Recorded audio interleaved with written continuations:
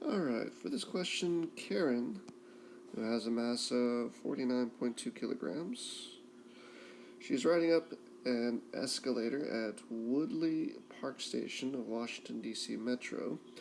Karen rode a distance of 56.2 meters. So that is our displacement. And this is apparently the longest escalator in the free world. I don't know. The acceleration due to gravity is 9.8 as usual. And the question is asking is how much work did the escalator do on Karen if it has an inclination of 31 degrees. Okay. So, I'm not going to label the angle right now because we don't know for sure what that is.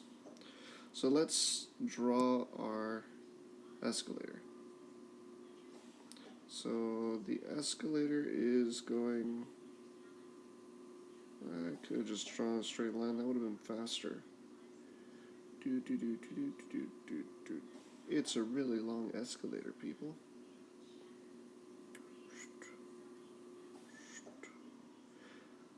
Alright, and the angle of the escalator here, this angle there, that is equal to 31 degrees. Okay. The displacement going up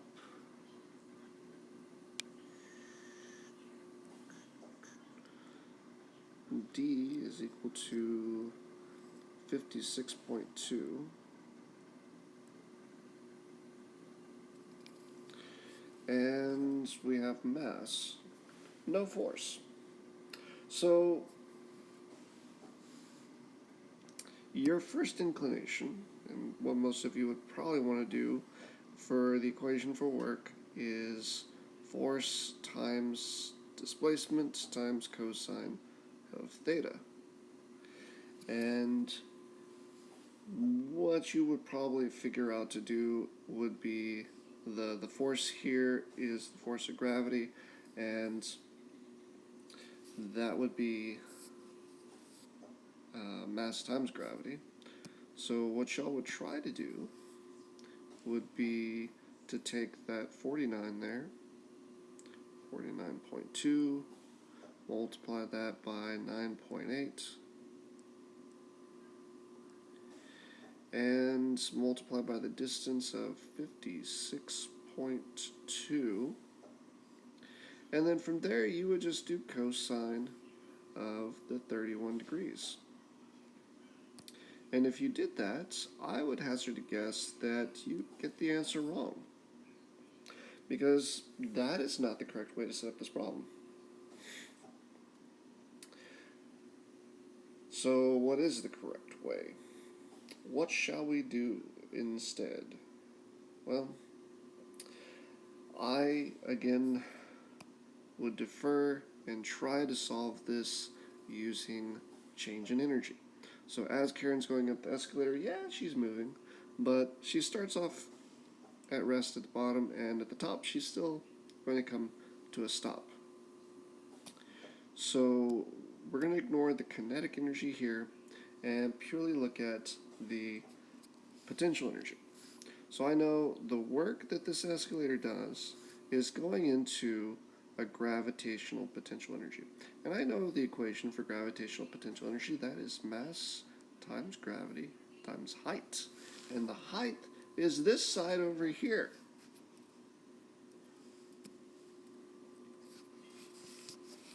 So, if I'm looking at my side over there, well, I would be using, to get height, I would be using sine of theta. So the height here, h, this is equal to the hypotenuse times the sine of theta. D sine of theta, which you'll notice is the opposite of what we were going to do before with using the blue equation.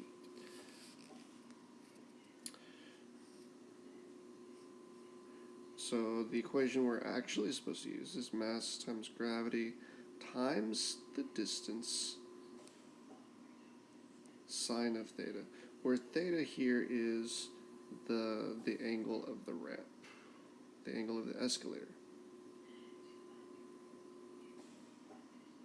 Alright, so if we plug in those numbers, what that should come out to is 49.2 times 9.8 times 56.2 multiplied by the sine of 31 degrees. That answer would be 13,956. Alright, so that is the correct answer. Now let's go back and revisit the other equation real quick. So, is it that the equation's wrong? And the answer is no. It's not that the equation's wrong, it's that you are using the wrong angle. You know, the whole purpose of the blue equation is that the force is a vector, it has direction. The displacement is a vector, it has direction. And so we see that the direction of the displacements up the ramp, the direction of the force is, the force of gravity is down. And so theta here, the blue angle, is not supposed to be 31 degrees.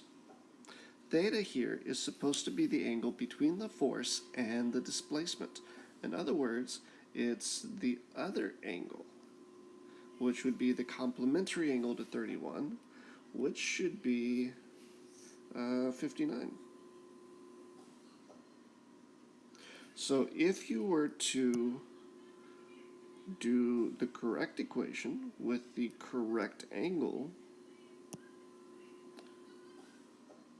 and you redid this calculation, you would find that that would give you the correct answer of 13,956.